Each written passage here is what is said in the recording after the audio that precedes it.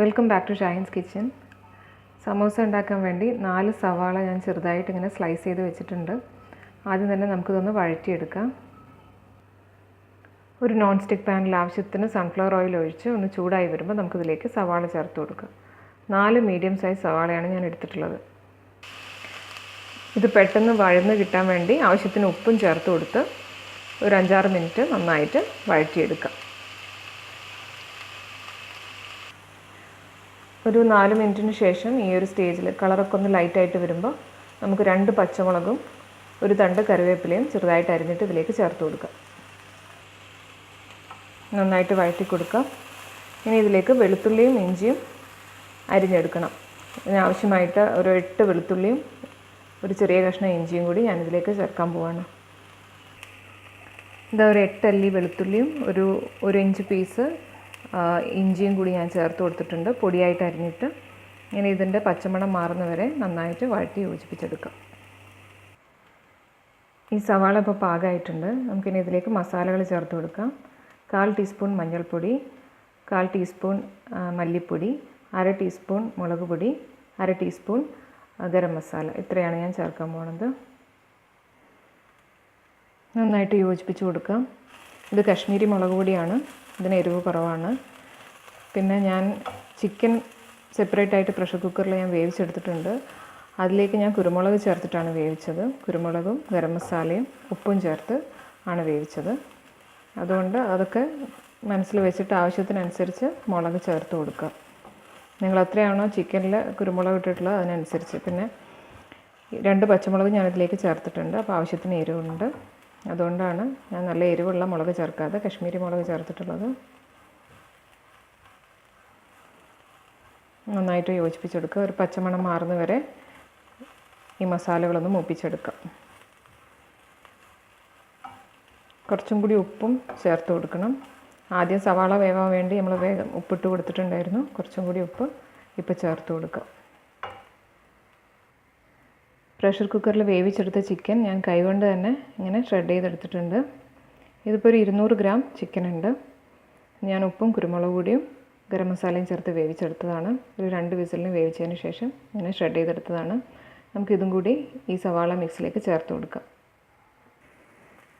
ഇനി ഇതെല്ലാം കൂടി നന്നായിട്ട് യോജിപ്പിച്ചെടുക്കാം. ഒരു 2 മിനിറ്റ് ഇതൊന്ന് നന്നായിട്ട് മിക്സ് ചെയ്ത് ഒന്ന് വേവിച്ചെടുക്കാം. ഇത് പാകമായി വരുമ്പോൾ നമുക്കിതിലേക്ക് കുറച്ച് മല്ലിയിലയും പുതിനയിലയും കൂടി ചെറുതായി അരിഞ്ഞതും കൂടി ചേർത്ത് കൊടുക്കാം.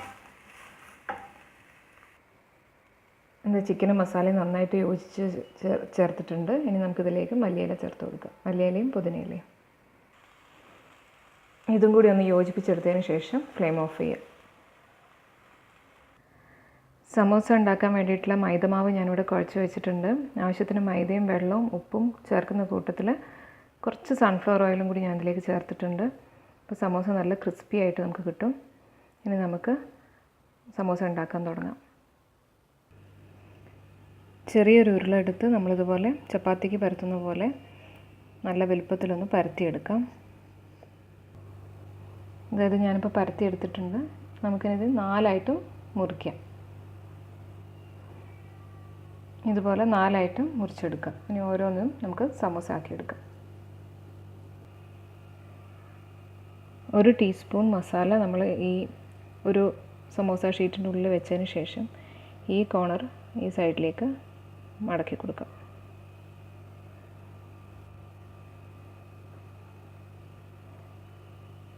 അതിനുശേഷം ഇതിങ്ങോട്ട്, അതുപോലെ ഈ സൈഡ് ഇങ്ങോട്ട്.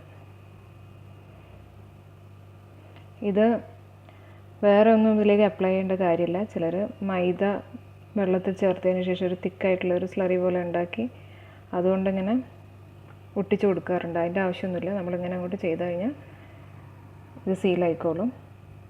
ഇതുപോലെ എല്ലാം നമുക്ക് പ്രിപ്പയർ ചെയ്തെടുക്കാം. ഇത് നമ്മൾ സൂക്ഷിച്ച് വെക്കുമ്പോൾ കുറച്ചൊരു മൈദ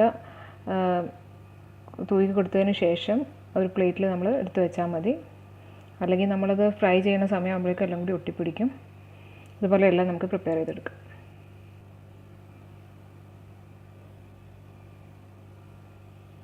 ഇതുപോലെയാണ്.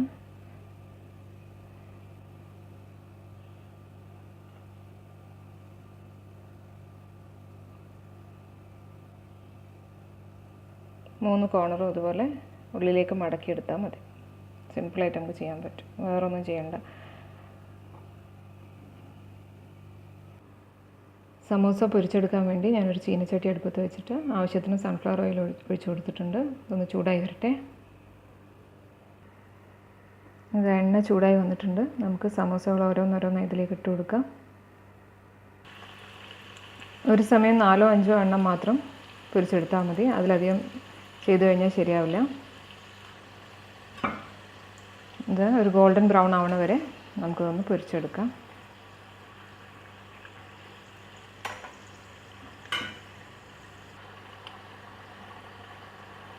ഫ്ലെയിം ഒന്ന് കുറച്ച് കൊടുക്കുക. ഇനി ഇതുവരെ ഹൈയിലായിരുന്നു, ഇനി ഒന്ന് മീഡിയം ഫ്ലെയിമിലിട്ടിട്ട് ഒന്ന് ബ്രൗൺ കളർ ആക്കിയെടുക്കാം.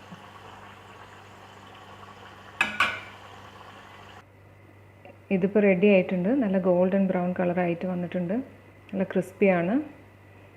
ക്യാമറയിൽ അതിൻ്റെ ശരിക്കുള്ള കളർ അങ്ങോട്ട് കാണുന്നില്ല. ശരിക്കും ഗോൾഡൻ ബ്രൗൺ കളറിൽ നല്ല ക്രിസ്പി ആയിട്ടുള്ള സമോസയായി വന്നിട്ടുണ്ട്. ഇതുപോലെ എല്ലാ ബാച്ചും നമുക്ക് ഫ്രൈ ചെയ്തെടുക്കാം. എന്നിട്ടിതൊരു കിച്ചൺ പേപ്പറിലേക്ക് മാറ്റാം. നമ്മുടെ ക്രിസ്പി സമോസ ഇവിടെ റെഡിയായി. ഇത് നമുക്ക് ടൊമാറ്റോ കെച്ചപ്പിൻ്റെ കൂടെ സെർവ് ചെയ്യാം, ചൂടോടുകൂടി സെർവ് ചെയ്യാം. Thanks for watching. Please subscribe to my channel.